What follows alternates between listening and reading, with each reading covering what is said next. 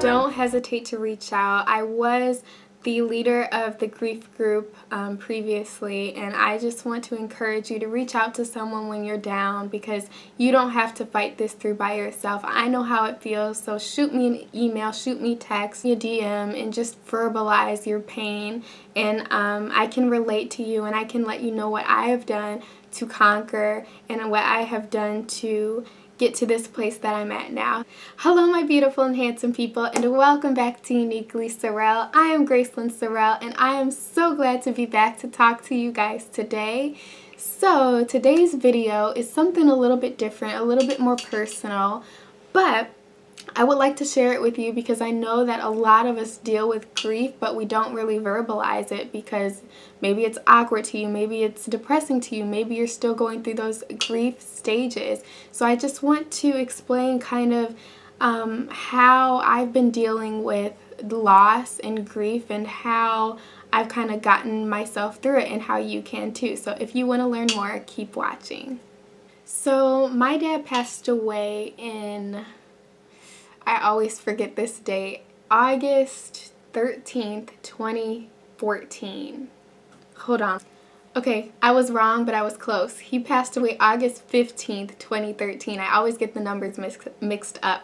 But so he passed from cirrhosis of the liver, so liver failure. He had a lot of other things going on health-wise, but that's how he passed away, and he actually died the first day of my freshman year of high school, like the absolute first day going into high school as a freshman. He passed at like 4 a.m., and I remember the day like it was yesterday. My mom came in my room, and she told me that she had to take my sister to the hospital because she had an anxiety attack. She was like, I'm taking your sister to the hospital because your dad just passed away. The doctors just called and said that he's not breathing anymore or something like that. Like, you know. So after that moment, I didn't feel like anything really happened. Like, I was very numb and I just felt like it was just a normal day. So my mom gave me the option as to if I wanted to go to school that day or not, or that week or that month. Like, she gave me the option to if I wanted to go to school. And so I said, yeah, Mom, I want to go to school, because I didn't feel like anything just happened. And so I went to school that day. I remember it was raining. It was like a gloomy day, but I go. And I remember my first class was Spanish, and my teacher asked how we were feeling that day. And like, she had a scale from 1 to 10, like, are you happy or are you, sad or whatever. And so I put the lowest number, which was sad. And I didn't really feel sad, but I knew I was, like, because my dad passed, and like, obviously you're going to be sad pretty much. So I said sad, and nobody comforted me, even though I put that I was sad. So anywho, that's why compassionate people are very necessary, because, you need somebody to feel your heart, but nobody embraced me. Basically, long story short, I go to, and I only told like maybe 2 of my friends that day, and that my dad passed, and they ended up telling a bunch of other people. So everybody was like looking at me, and I was looking at them like, may I help you? And I didn't know, I didn't know my friends had told other people, because I was just gonna tell them and then that's it, whatever. Because I was like, fine, I was okay. But then I get home that day, and I'm walking up to the driveway from the bus stop, and I set foot on the driveway, and I immediately felt something in my belly just like hit me so hard, and like I could barely walk anymore. Like, life just like hit me. Like, I don't even know how to explain it, but I saw, because my dad had a truck and it was in the driveway, and so when I saw that truck and when I set foot on the driveway, it just hit me so hard, and I could like barely walk. So I was like dragging myself in the door. And my mom told me that, I don't remember this, but when she told me, I walked in the door and she was like, I just heard you wail. Like, she's never heard me cry with such a deep pain in her life. And so when she heard that, she like immediately ran downstairs and was like, oh my gosh, Gracelyn, like, are you okay, whatever. So I come in my room because I think they were looking out the window to see if, I was getting home okay and if I was okay walking inside by myself. And so I go in my room and they're just in there, and sister's just crying, and my mom is just embracing her. My mom is the strongest woman on the planet, okay? She's a praying woman, number one. She's a praying woman, and she knows that God is in control. I mean, that's another level of control because her husband died, you know what I mean? So anywho, that's kind of the backstory of how it all happened and how I took it. So after that day that he passed away, the rest of life was a struggle after that. Like, I fell into depression. I tried to fill the void with everything, guys, makeup, clothes, hair. I did it all pretty much. I didn't have sex, but I did everything else. I didn't smoke either or drink, but I tried to fill the void with everything that I could. People used to ask me a lot, how are you dealing with loss? And it's dealt with. That's what I have to tell you today. It's dealt with. It has been settled a long time ago. Actually, like a year ago, I began feeling my complete healing. And when you get to that point of healing, you feel like you can go on, you know what I mean? Like you've accepted the death of this person, and you know that you can now live without them. Like, I know that people sometimes say, I can't live without you, but yes, you can. Like, don't say you can't live without someone, because you literally can. Like, if I can live without my father, you can live without anybody that's passed away. As sad as it may be, as hurtful as it may be, you can live without the person because you still have purpose on this earth. And if you didn't pass away, you still have a work to do here on this earth. And so I just briefly want to name the 7 stages of grief. I'm actually going to name 6 of them. I'm going to kind of tell you how I've dealt with all of these stages.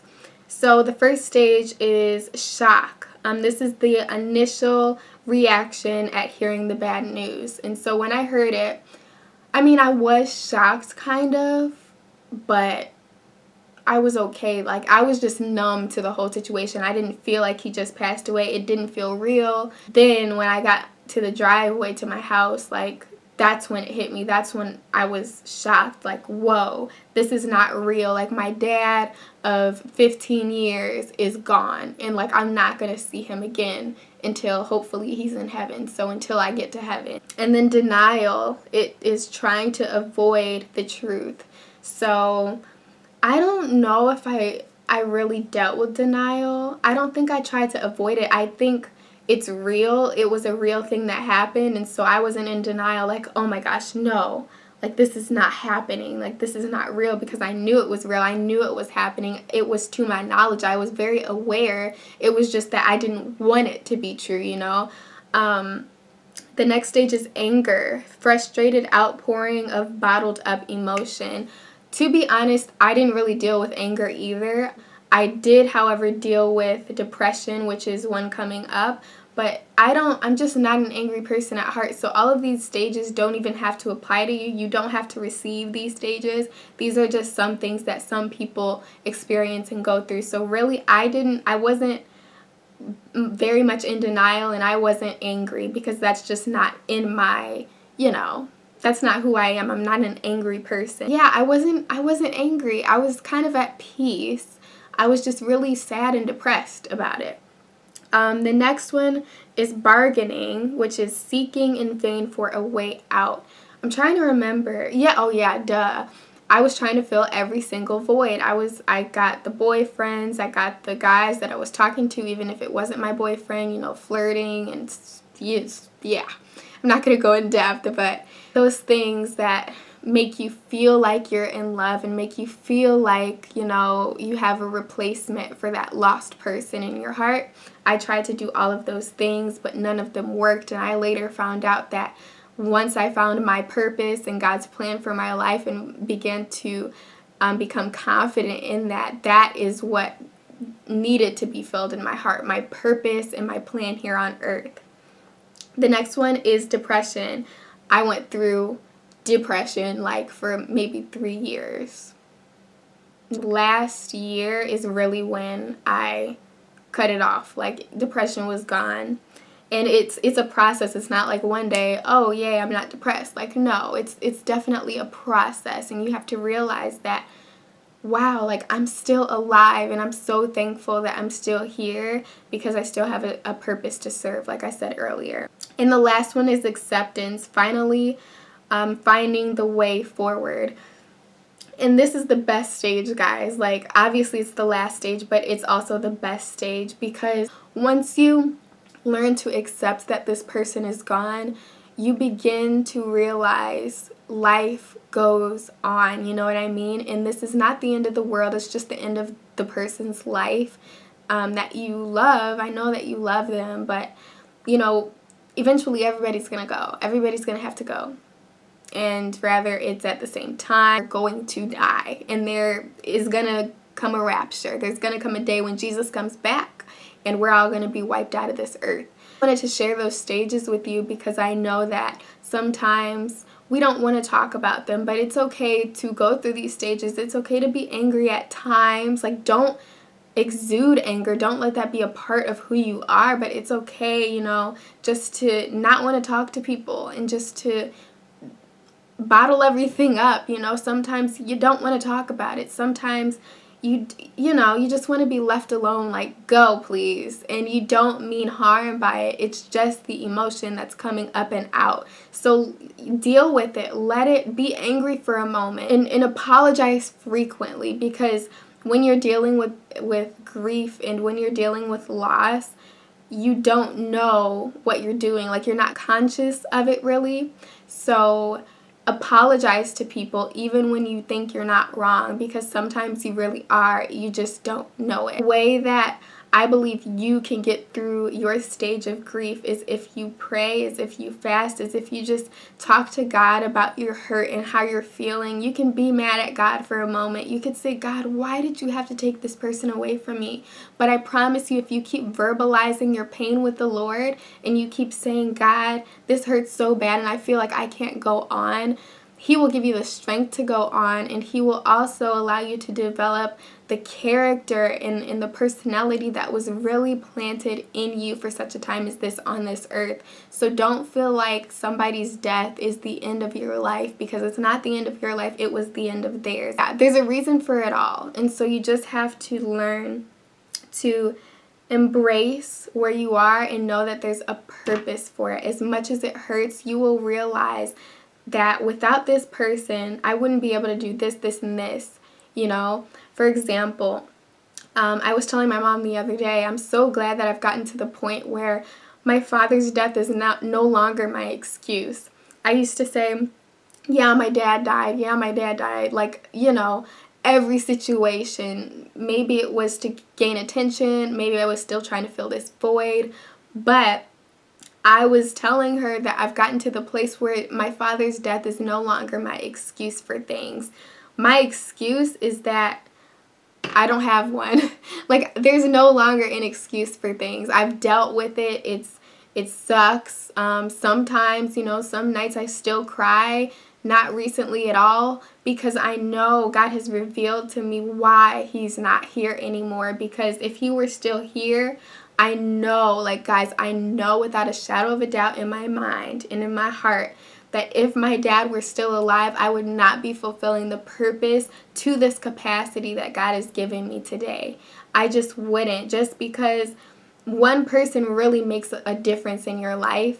Even though you may not see that significance, or you may not see the importance of that person in your life, they make a difference. My Heavenly Father removing my physical father from this earth was a gift for me, because now I can live in my purpose and I can express myself like I have never expressed myself before. And the things that he taught me while he was here were the most profound things. He taught me that I was beautiful. He taught me to express myself through clothes and through fashion. He taught me how to be a lady, and that I was worth it. And so I love the time that I did have with my father, and I just can't wait to hear your testimony on how you went from year 1 to year 3 process. You know, this is a process. Like I said, take your time in it. You know, don't fall into such a deep depression to the point where you can't function, but deal with it and get over it and keep living your life, because you have a purpose to serve. I know that person is gone. I know it sucks. I know it hurts. I know exactly how you feel, but there's still hope for you. And some people may think that sounds selfish, but no, sometimes you have to focus on yourself in order to get that healing that you need to spring forth, because this is about other people. This is about serving purpose here on earth. So thank you guys so much for watching this video. I hope and I pray that my story of my father's passing will inspire you, no matter what you've lost in your life, whether that was a person, whether that was a thing, whether that was a relationship. If that was a loss for you, I pray that you would gain everything that God has for you in this season of your life. And yeah, that's all I have for you guys. And do not forget to focus, inspire, speak, and be unique, because you all are. Don't forget to like this video, subscribe to my YouTube channel, and also share with others so they could get inspired. I love you so much, and I will see you in my next video.